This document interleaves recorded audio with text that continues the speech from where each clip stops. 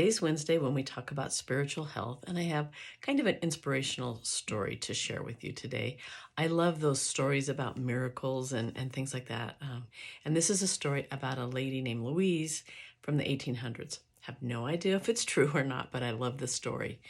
So Louise and her husband were going through a pretty difficult time. He was ill and he wasn't able to work.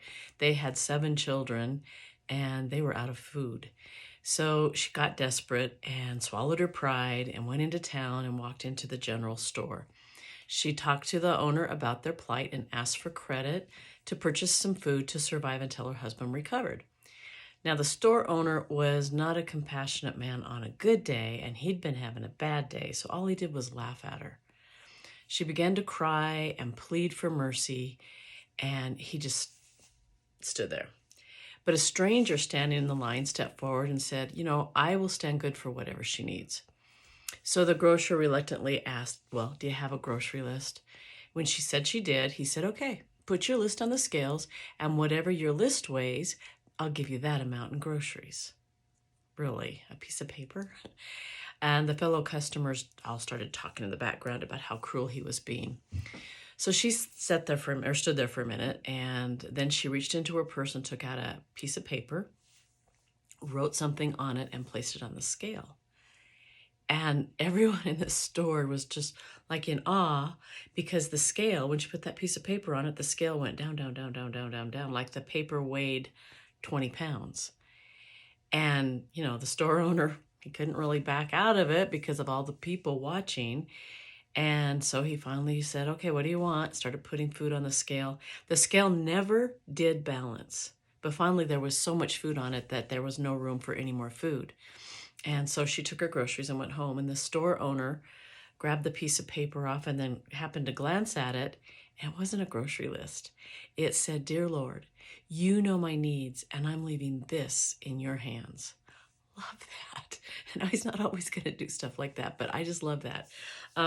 He doesn't promise he's going to do miracles like that, but he does promise that he's going to meet our needs. In Philippians 4:19, it says, "But my God shall supply your needs all your needs according to his riches and glory by Christ Jesus." Now, when I was a young Christian, I took that to mean he'd give me anything I wanted. Thankfully, that's not true. Sometimes what we think we want are not what's good for us. I mean, I can think of something that I won't share because it does involve another person, but I was desperately praying for this thing to happen, and God's like, no. And now I'm so glad that it didn't, because in retrospect, I can see that was definitely not a good thing to happen. But I do know that he does give us what we need. It's not always what we think we need. He knows the difference between a need and a want. Sometimes I might think I need a new pair of shoes, but really that's a want because I have no need for any more shoes, right? But I always say, as a woman, need has nothing to do with it, right? Anyway, I was telling a young teenager the other day, he was talking about his sister. They had gone into a thrift store, and he's like, oh my gosh, she bought 2 more stuffed animals. It's like she has 1,000 of them at home. She doesn't need any more. And I said, oh, honey, you don't know women very well. Need has nothing to do with it. Anyway, that's a squirrel. Now I forgot where I was because I went on that little journey. I know that I have always had what I needed. I mean, if I needed a job, like a second job, I was a teacher and I always had a decent job, but it wasn't always a high paying job. So sometimes I needed a second job, especially when it was time for school clothes or Christmas presents. I could always find that second job. I never was without. I might have to work for it, but I wasn't without. There were times when, I've never had the house of my dreams, so to speak, but I've always had a house. And you know what? You can turn any house into a really nice house. And so God gave me the ability to decorate and paint. I'm a messy painter, but I'm a happy painter. And decorate and just refurbish homes so that they did become my personality, even if they weren't to begin with. So just a couple of ideas there.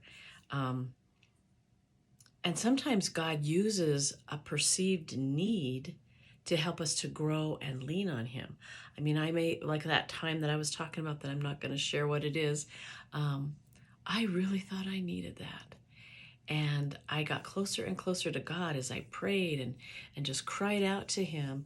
I didn't get that need, that want, because it wasn't a need, because he knew what was best. So sometimes when we don't get what we think we need to stop and look at it. Is that really a need or is it just a want? And God's like, no, that one's not going to be good for you in the long run. So anyway, if your life right now is full of needs that are not being met, stop and look at that.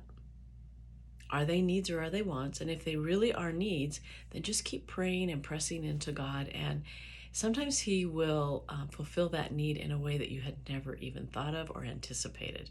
So don't be discouraged. And remember Romans 8:28, in all things God works for the good of those who love him, who have been called according to his purpose.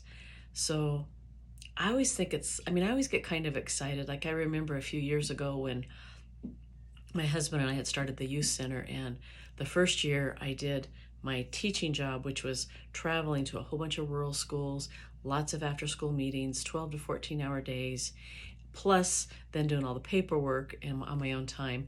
And that first year about killed me. And I said, I can't do both. And my husband said, well, we can't stop the youth program because these kids need us. So we took a huge step of faith and I quit my job. And at that point, we didn't have any money to pay staff. We were all volunteer.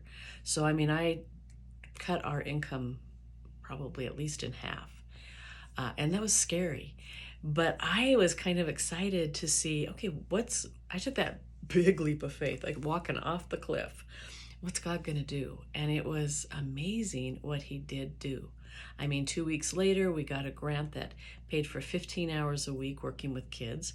I still was volunteering way more than that, trying to build there's a lot involved in starting a nonprofit or any kind of a business. I had no idea. But over the next year, we got a grant from some people who said, that's not right that you're volunteering all your time. We want to help with some of your wages. And we never did reproduce exactly what my teaching wages were, probably about maybe a little over half. But you know what?